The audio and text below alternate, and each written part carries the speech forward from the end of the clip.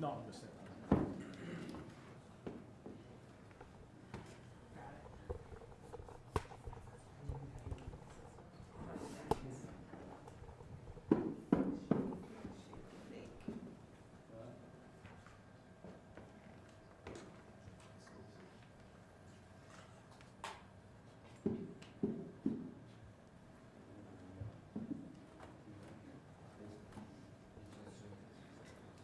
What are you trying to get?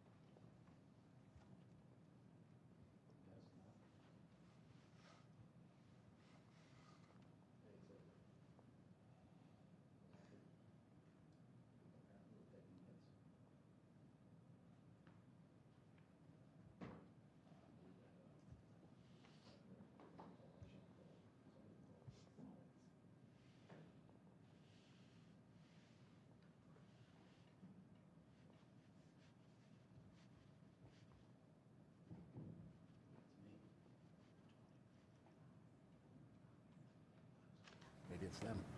Fox is saying that we're taking hits. Somebody watching on Fox.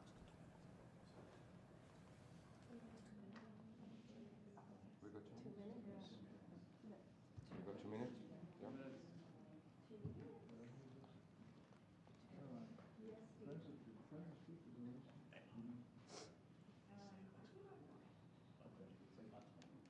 Why don't you ask him, Steve? You,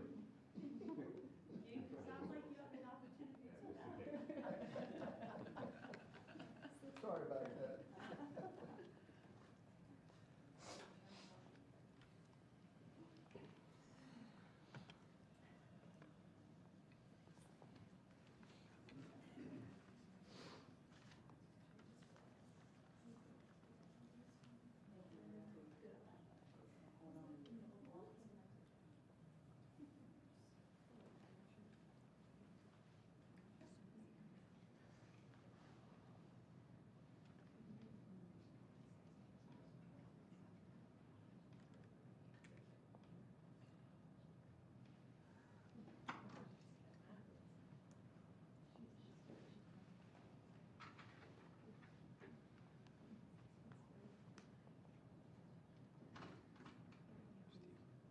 Thinking about asking about Ukrainian military.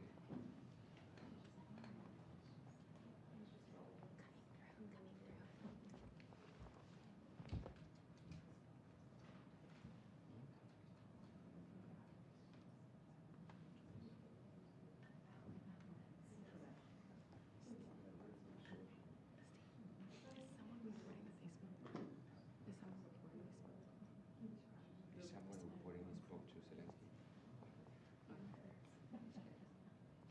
It's you reporting it. He's the source. Yeah, exactly. Yeah,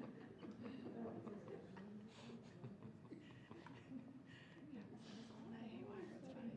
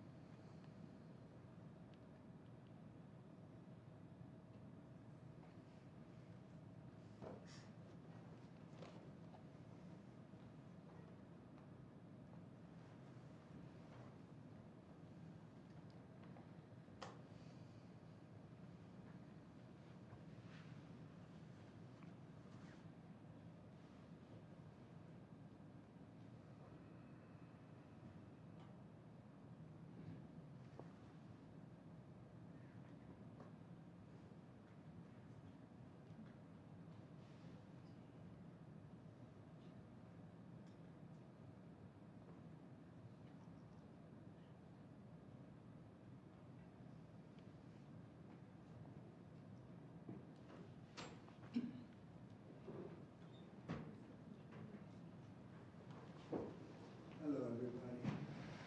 Thank you very much.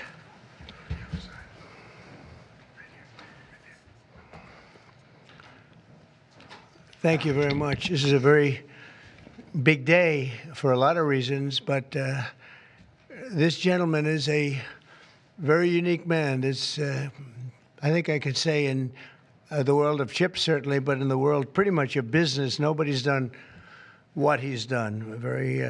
For those of you that are into that world, you would say, wow, he's a legend, but he is a legend, and it's an honor to be with you. Very great honor. Thank you very much. Mr. President. Thank you very much. Welcoming from TSMC, which is the biggest there is at a level that you can't even calculate, frankly. C.C. Wei to the White House for a very historic announcement. This is a tremendous thing for our country and hopefully for his company.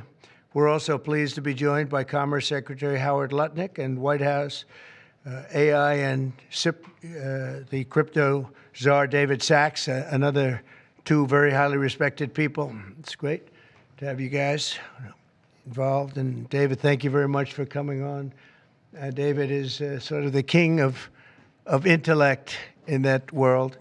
We have some good people. Today, Taiwan Semiconductor is announcing that they will be investing at least $100 billion in new capital in the United States over the next short period of time to build state-of-the-art semiconductor manufacturing facilities. I think mostly it's going to be in Arizona, which is what I understand, which is a great state.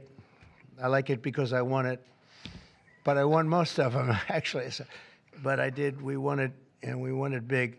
The most powerful AI chips in the world will be made right here in America, and it'll be a big percentage of the chips made by his company. But as you know, they're based mostly in Taiwan, and they're far and away the biggest. There's nobody even close. This $100 billion in new investment will go into building 5 cutting-edge fabrication facilities in the great state that we just discussed, Arizona, and will create thousands of jobs, many thousands of jobs, and they're high-paying jobs. In total, today's announcement brings Taiwan Semiconductor investments to about $165 billion. They've started already.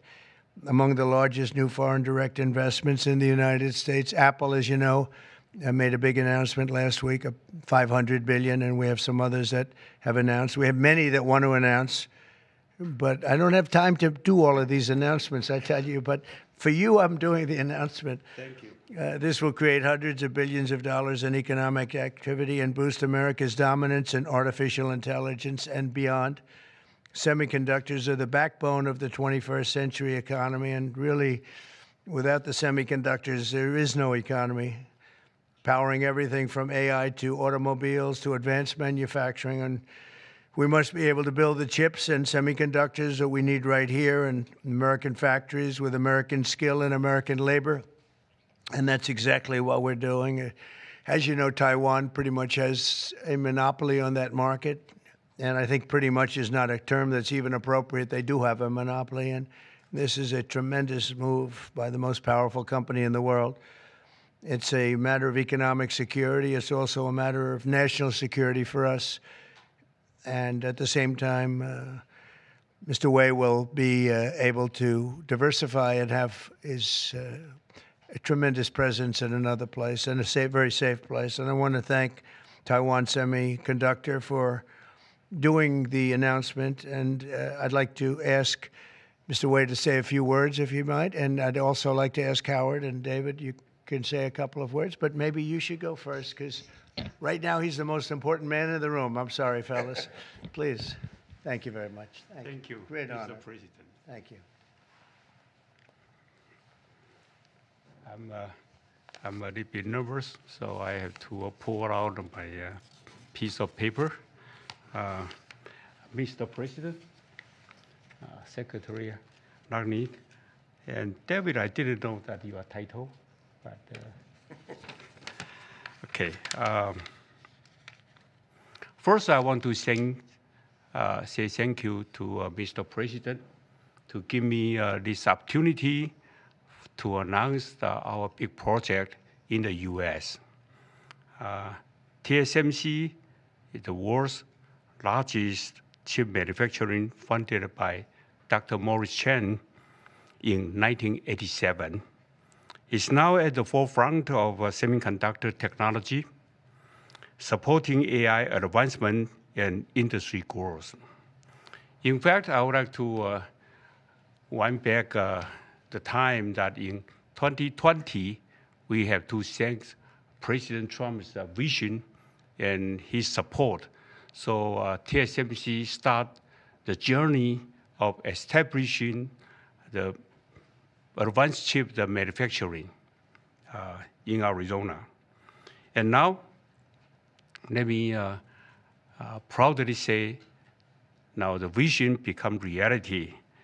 In Phoenix, Arizona, with 3,000 employees, we are producing the most advanced chip made on US soil. With the success of our first fab, so we are now very happy to announce we are going to invest additional $100 billion US dollar in addition to our current $65 billion US dollars investment in Arizona.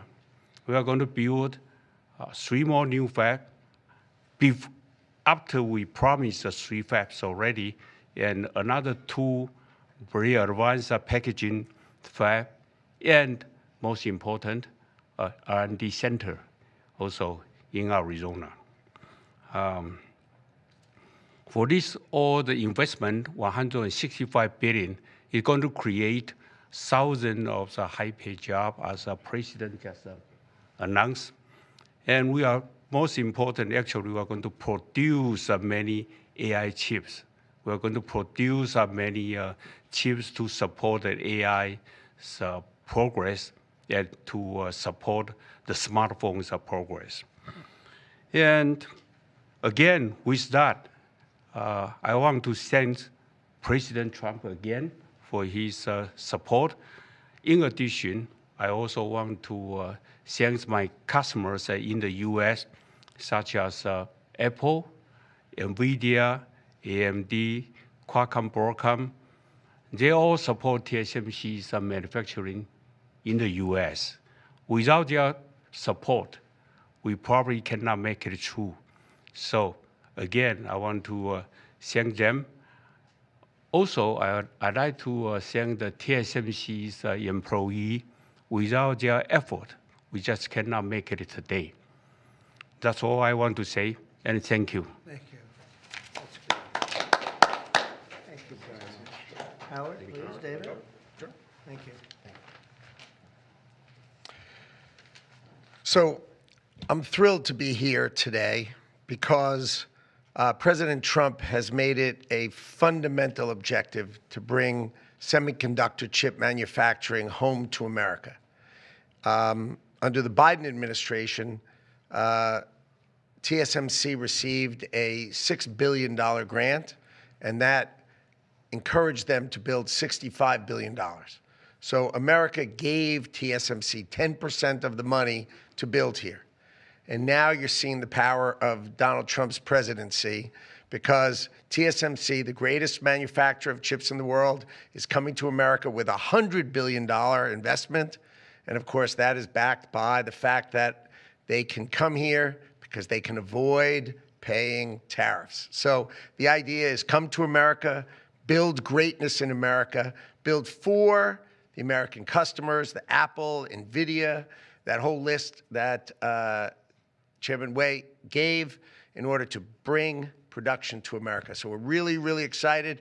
This continues the most incredible path you've ever seen in these first weeks and months of the Trump administration of incredible manufacturing coming to America. The keys that the president has called out are coming here. They're coming here in huge size because they want to be in the greatest market in the world, and they want to avoid the tariffs that if they're not here, they'd have to suffer. So I want to congratulate C.C. Wei for bringing in this incredible $100 billion investment, but it's on the shoulders of our President Donald Trump, which is why he's coming. So thank you. Thank you. David? Thank you, sir. Well, the products that TSMC makes are literally the most important products in the world. I mean, these advanced chips power everything. They power AI, they power your phone, they power your cars. And Without them, the whole modern economy would stop, but they're not made in the United States. So for TSMC to move here is a huge, huge development, and we owe that to President Trump's leadership on the economy and Secretary Lutnick as well. And Cece, thank you for coming here. Thank you. Yeah. Thank you, Dan. So thank you very much. A big percentage of chips with this investment will be made now, a big percentage. Worldwide, we had very little, almost none. We used to have a lot with Intel, but we had very little. And we'll be at close to 40% of the market with this transaction and a couple of others that we're doing.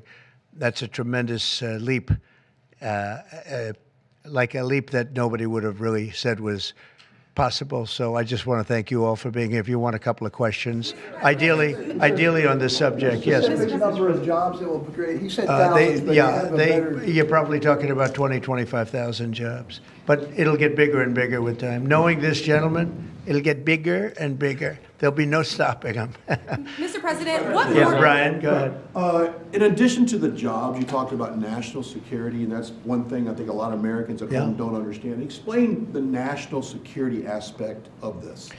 Well, without the chips and semiconductors, nothing runs today. You can't buy a car without them. You can't get a radio, a television, nothing. You can't get anything.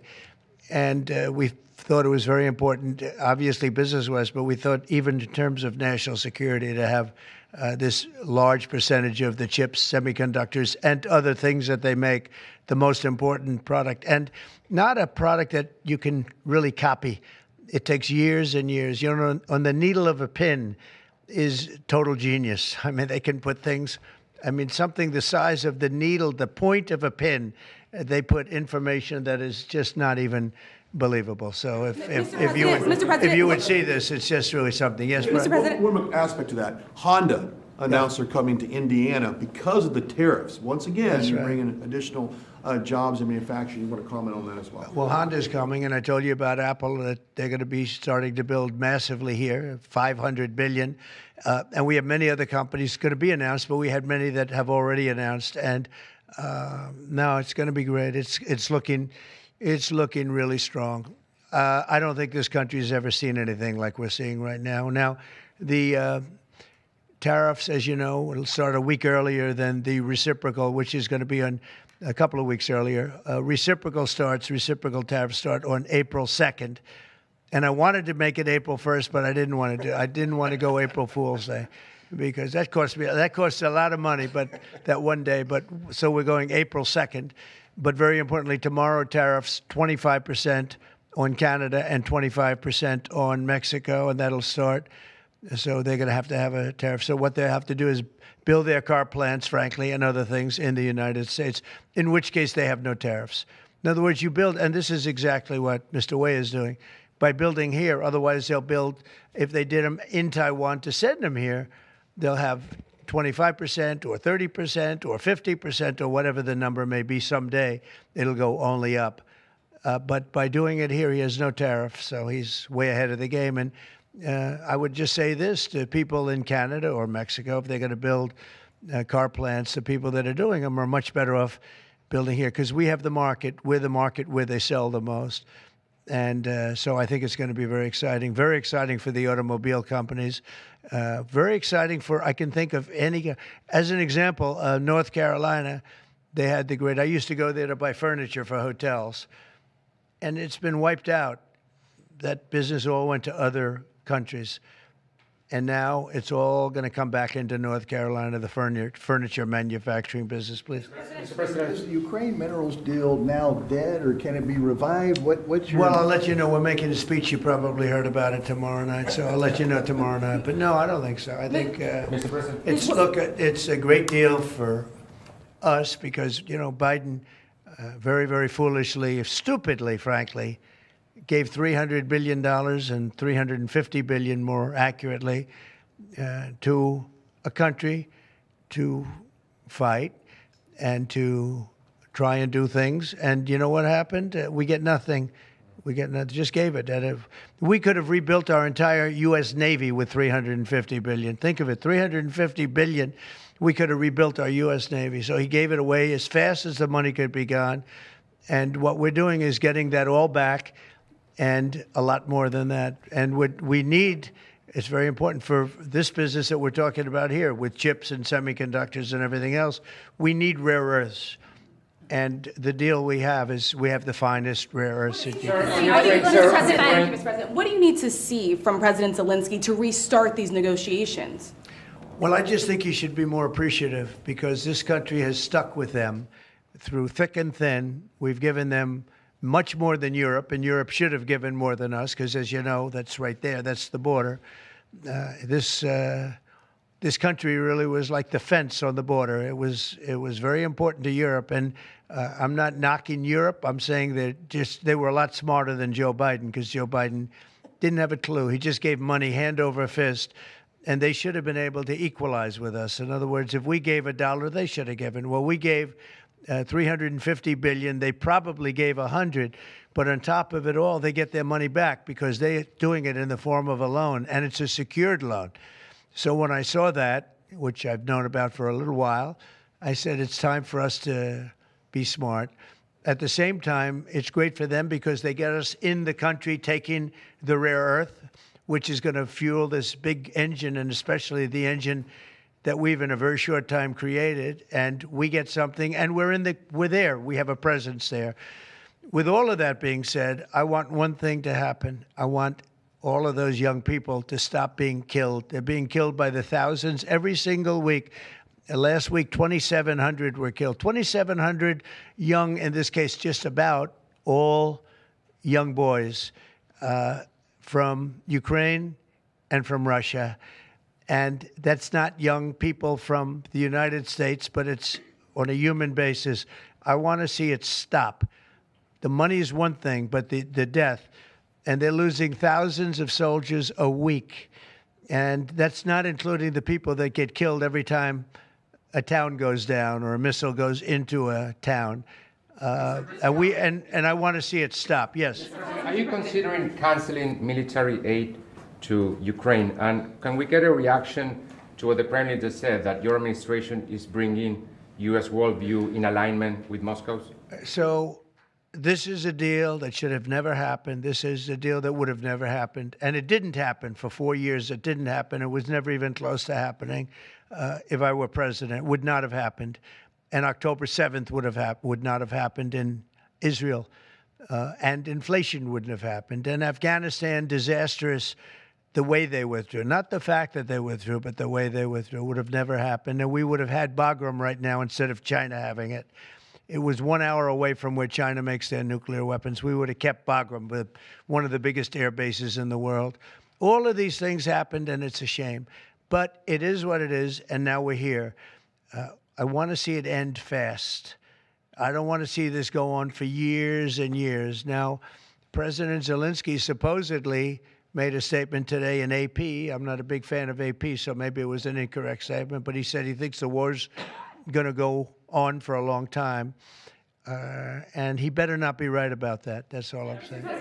This project, could this minimize the impact to the U.S. with chips should China decide to isolate Taiwan or China decide to take Taiwan? Well, it's a very interesting point. It's a great question, actually, but this would certainly, I can't say minimize. That would be a catastrophic event, obviously. But it will at least give us a position where we have, in this very, very important business, we would have a very big part of it in the United States. So it would have a big impact if something should happen with Taiwan. Russia sanctions. Are you looking at relieving Russian sanctions if there is a peace deal? Well, we're going to make deals with everybody to get this war, including Europe and European nations. And they've acted very well. You know, they're good people. I know most of them are friends of mine. The heads of state, the heads of the various countries, prime ministers from the different. I got four prime ministers and 5 presidents called me over the last 2 days, and they want to work it out. They want to get it worked out. And I think they're also, you know, they're talking money, but the money is less important than the deaths. We're talking thousands of young people a week. And people would say, why do I care about Ukraine? Young people, why do I care about, and not all young, but they're pretty young. You know, Ukraine is running a little bit low, and they're getting older. They're recruiting older people.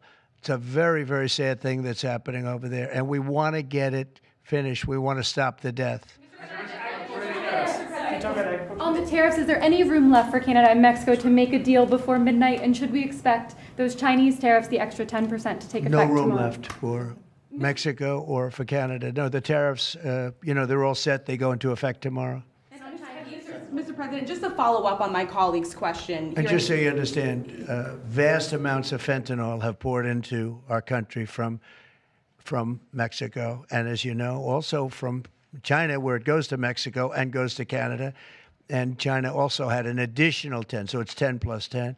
And it comes in from Canada and it comes in from Mexico, and that's a very important thing to say. Yeah, please, go ahead. Have you decided if you're going to suspend military aid to Ukraine? Have you made that decision? Well, I haven't even talked about that right now. I mean, right now, we'll see what happens. A lot of things are happening right now as we speak. I mean, literally as we speak. I could give you an answer and go back to my office, the beautiful Oval Office. I could go back into the Oval Office and find out that the answer is obsolete. It's like his business. It's obsolete. You come up with a new chip and it's obsolete about 2 minutes later, right? But that's what's good about his business. That's why he's the only one that's successful in it. But Just to follow up my colleague's question from Russia saying that your foreign policy is largely in line with their vision, should that be concerning to Americans? said what? Should that be concerning to Americans? Read the statement. That Russia says that your administration's foreign policy is, quote, largely in line with their vision. Well, I'll tell you what, I think it takes two to tango, and you're going to have to make a deal with Russia, and you're going to have to make a deal with Ukraine. You're going to have the assent, and you're going to have the consent from the European nations, because I think that's important, and from us. I think everybody has to get into a room, so to speak, and we have to make a deal. And the deal can be made very fast. It should not be that hard a deal to make. It can be made very fast. Now, maybe somebody doesn't want to make a deal. And if somebody doesn't want to make a deal, I think that person won't be around very long. That person will not be listened to very long because I believe that Russia wants to make a deal. I believe certainly the people of Ukraine want to make a deal. They've suffered more than anybody else. We talk about suffering. They've suffered. But if you think about it, under President Bush, they got Georgia, right? Russia got Georgia. Under President Obama, they got a nice big submarine base, a nice big chunk of land where they have their submarines. You know that, right? Crimea. Under President Trump, they got nothing. And under President Biden, they tried to get the whole thing. They tried to get the whole big Ukraine, the whole thing. If I didn't get in here, they would have gotten the whole thing. So I can only say, you can go back to Bush, you can go back to Obama, and go back to Biden. They took a lot. The only one they didn't get, you know what I gave them? I gave them anti-tank missiles. That's what I gave them. I gave them sanctions on Russia. I gave them javelins. You know the javelins? You know when they took out all those tanks? You know the tanks were heading to Kiev by the hundreds, and they were unstoppable. And I gave them javelins. So, you know, I really, Putin is the one that will tell you this has not been so good for them. The fact is that I just want fairness. I want fairness. But think of it. I gave Russia nothing except grief. I gave them nothing. I gave them sanctions and javelins. That's what I gave them. Obama gave them sheets, and you heard that statement before. It's a very famous. Trump gave them javelins, and Obama gave them sheets, and then they say how close I am to Russia. And let me tell you, we have to make a deal because there are a lot of people being killed that shouldn't be killed. But remember, Trump gave them nothing, and the other presidents gave them a lot. They gave them everything. On trade, you met with Argentine President Javier Milei at CPAC. He wants to sign a free trade agreement with the United States. Is that something that you would consider even with Argentina or any other country? I'll consider anything. And Argentina, I think he's great, by the way. I think he's a great leader. He's doing a great job. He's doing a fantastic job. Brought it back from oblivion. Yeah, we'll look at things. We're looking at the UK with things. It doesn't have to be tariffs, but tariffs are easy. They're fast. They're efficient. And they bring fairness. For instance, when people kill their dollar, their equivalent of the dollar, whether it's the yuan or the yen in Japan or the yuan in China, when they drop them down, that puts us at a very unfair disadvantage. So all I have to do is say, Howard, we're going to have to raise the tariffs a little bit, because I've called President Xi, I've called the leaders of Japan to say you can't continue to reduce and break down your currency. You can't do it because it's unfair to us. It's very hard for us to make tractors, Caterpillar, here when Japan, China, and other places are killing their currency, meaning driving it down. So all of these things add up. And the way you solve it very easily is with tariffs, because when they do that, instead of having to make phone calls every day like I used to do with certain leaders, President Xi a little bit, a lot of phone calls, talking about the fact that they're lowering their yuan, they're lowering it down, and that makes it very, very hard for us. So this way I just say, look, let them do that, and we make up for it with the tariffs. But President Claudia Sheinbaum about yeah, tariffs? sure, I will. I have a lot of respect for her. I have a lot of respect for her. Are you Mr. President, takes effect. It'll be 20% on China now. How high are you willing to go against China? Well, I can't say. It depends on what they do with their currency. It depends on what they do in terms of a retaliation with some kind of an economic retaliation, which I don't think they're going to retaliate too much. Hey, look, the United States has been taken advantage of for 40 years. The United States has been a laughingstock for years and years. That's why this gentleman is built in Taiwan instead of building here. It would have been better if he built here. If we had a president that knew what they were doing, and we had a lot of them very bad on trade. Look, I'm a huge fan of Ronald Reagan, but he was bad on trade, very bad on trade. He allowed a lot of people, a lot of businesses to be taken. So I say that with due respect, because he was so great on other things, but he was bad on trade. We are setting records right now, records like nobody has ever seen before. When you have companies like this coming in, and almost 40% of their company in one signature is going to be devoted to what he does, which is one of the most important businesses in the world. That's an unbelievable thing. When Apple now is going to start building all of their plants here, all because of what we've done in terms of, it's not because he likes me or they like me. They don't probably like me at all. I don't know. I think he likes me a little bit at least. But you know what? It's the incentive we created, or the negative incentive. I mean, it's going to be very costly for people to take advantage of this country. They can't come in and steal our money and steal our jobs and take our factories and take our businesses and expect not to be punished. And they're being punished by tariffs.